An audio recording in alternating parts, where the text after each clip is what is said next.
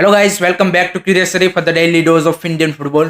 तो after the Kuwait humiliation, यहाँ पे हर एक कोई इंडियन फुटबॉल फैंस के दिमाग में एक ही क्वेश्चन चल रहा है और डिमांड भी कर रहा है उससे कि क्या ईगो मैच अब सेक होगा। तो इसका आंसर यहाँ पे दो बंदे की जो डिसीजन लेंगे कि क्या ईगो मैच रहेगा या सेक हो जाएगा, उन्होंने यहाँ पे clear cut after the match दे दिया था। आप सुन लीजिए, फिर आप जज कीजिए कि क्या वो सेक होगा कि नहीं होगा।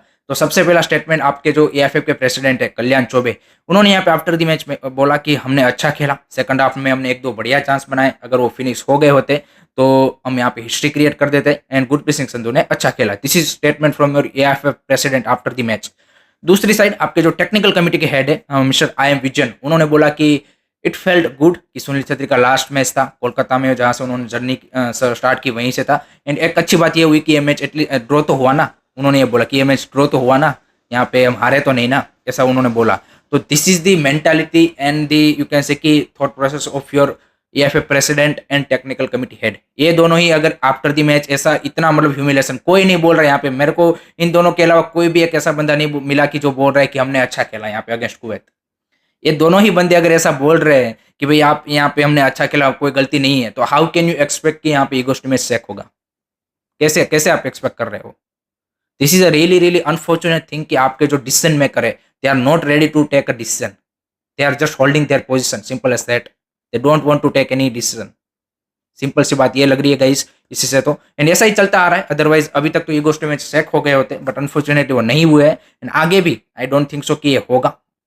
सो दैट्स द आंसर जो भी यहाँ पे लोग पूछ रहे थे कि क्या ईगो मैच सेक होगा कि नहीं होगा।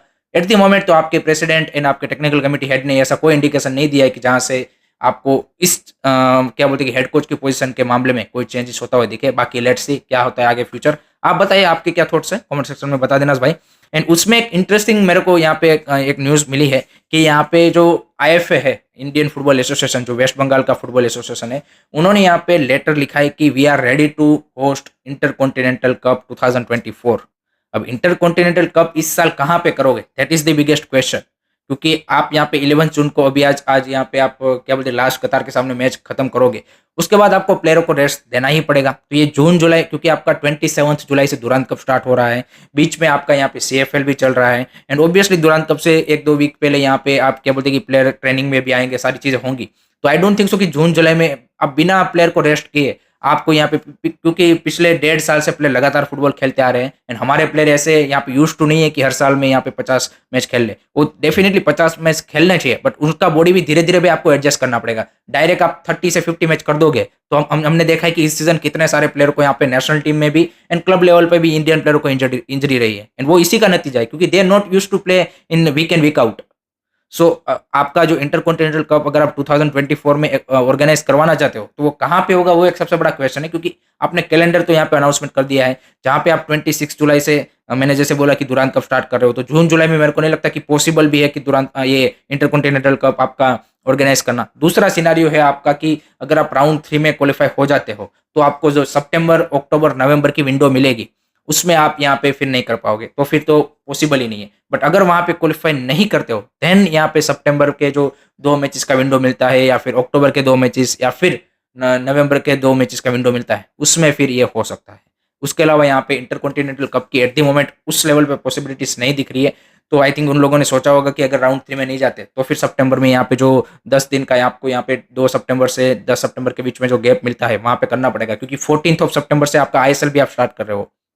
उसके साथ आप यहाँ पे सुपर कप या फिर फेडरेशन कप भी करना चाहते हो, उसी के साथ आपके यहाँ पे AFC 2 के जो 2 क्लब है उसके मैचेस चल रहे होंगे। तो ये सारा चीजें जो आपका कैलेंडर का हमने देखा था कि किस तरह से इन लोगों ने मैस कर दिया था। लेट होप सो कि इस बार भी यहाँ पे इनकी ओर से ऐसी कोशिश ना हो कि पूरा जो एक कैलेंडर ईयर है उसका ऐसा मैसअप कर दे कि भाई एक ऐसा सिचुएशन आ जाए कि वहां पे क्लब वर्सेस कंट्री फिर से हो जाए।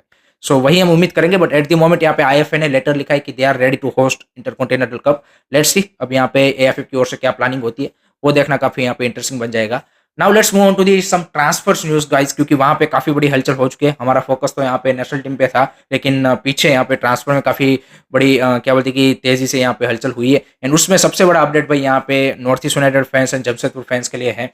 तो भाई मोहन बगान ने यहाँ पे जो जॉनी काउको है उसको यहाँ पे ट्रांसफर मार्केट में रख दिया है जी गाइस, जो कि किसी ने एक्सपेक्ट नहीं किया होगा। क्योंकि जो मोहन बगान को इस सीजन यहाँ पे सक्सेस मिली, उसमें one of the key player was Jonny Kauko, and उसको यहाँ पे ट्रांसफर मार्केट में रखा गया है। एंड उसके लिए दो यहाँ पे क्लब इंटरेस्टेड यहाँ पे है at the moment, north East United FC and Mumbai city FC. Mumbai city को यहाँ पे अल्बर्टो नोगेरा का रिप्लेसमेंट चाहिए, तो वो इसीलिए उनको ट्राई कर रहे हैं। एंड दूसरी साइड नॉर्थ ईस्ट यूनाइटेड को भी एक मिडफील्ड में इस तरह का प्लेयर मिलता है, that would be a great addition for North East United FC.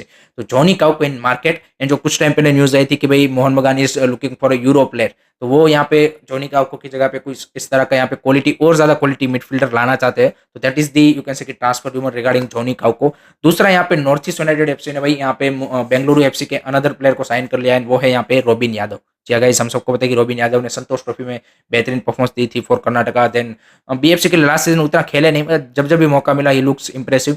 And एक और प्लेयर को टारगेट कर रहे हैं North East United FC Bengaluru FC के, एंड वो है यहाँ पे Monirul Molla. I think that will be a really interesting signing because Monirul Molla is a brilliant striker potentially wise. I think he has a lot of capabilities. वो उसने यहाँ पे रिलायंस आरएफडीएल में भी दिखाया, उसके अलावा यहाँ पे आईएसएल में भी जब भी उनको लास्ट सीजन मौका मिला था, ये हैज बीन इंप्रेसिव। तो ये दो प्लेयर को यहाँ पे फिर से north East United FC target कर रही है, क्योंकि हम सबको पता है कि मंदार तामहाने एंड बाकी जो उनका यूथ लेवल का भी जो कोचिंग स्टाफ है वो यहाँ पे बीएफसी से आया है, तो ऑब्वियसली वो वहाँ के प्लेयर को ज्यादा जानते होंगे और उनको यहाँ पे लाने की कोशिश एट द मोमेंट हो रही है। दूसरी साइड मैंने जैसे बोला जमशेदपुर फैंस के लिए, तो जमशेदपुर के फैंस के लिए भाई फाइनली यहाँ पे रे ताचिकावा यहाँ पे 2 साल का कॉन्ट्रैक्ट एक्सटेंशन उनको दे दिया गया है, उनको यहाँ पे रुकने के लिए क्या बोलते हैं कि अग्री कर लिया गया है। So that's the good news, क्योंकि अब तक तो यहाँ पे जमशेदपुर से सारे प्लेयर लीव करने की खबर आ रही थी, but finally they have able to you can say कि agree with the Rei Tachikawa. दूसरी साइड लालदेन पुया ऑलरेडी यहाँ पे चेन्नई एफसी के साथ उनका डील डन हो चुका है। ओडे ओनादिया ने यहाँ पे एफसी गोवा के साथ कॉन्ट्रैक्ट एक्सटेंशन कर लिया है। So this are the updates regarding all of this club. And Kerala Blaster ने भी यहाँ पे जो मिगेल स्टार है उनके यहाँ पे कोचिंग स्टाफ को भी यहाँ पे अपॉइंट कर दिया है, जिसमें यहाँ पे बोहन वेस्ट्रॉम जो उनके साथ पहले ऑलरेडी थे उनको एज असिस्टेंट कोच यहाँ पे लाए हैं। फेडरिको यहाँ पे परेरा को एज ए यहाँ पे सेट बेसिस कोच यहाँ पे अपॉइंट किया है। सो ये सारी हलचल यहाँ पे ट्रांसफर्स में इसी दौरान हुई है, एंड आगे भी यहाँ पे काफी अच्छी आई वुड से कि इंटरेस्टिंग मोमेंट्स हमें देखने को मिलेगी। सो लेट्स सी यहाँ पे कौन से क्लब में कौन से प्लेयर जाते हैं, कौन सी यहाँ पे ISL club next season as a potentially strong दिखती है, that will be interesting to see. So that's it from my side guys regarding today's Indian football news. I hope कि आपको वीडियो पसंद आया होगा। Keep supporting Indian football. Don't forget to like, share and subscribe. Curious सरी। जय हिंद, जय भारत।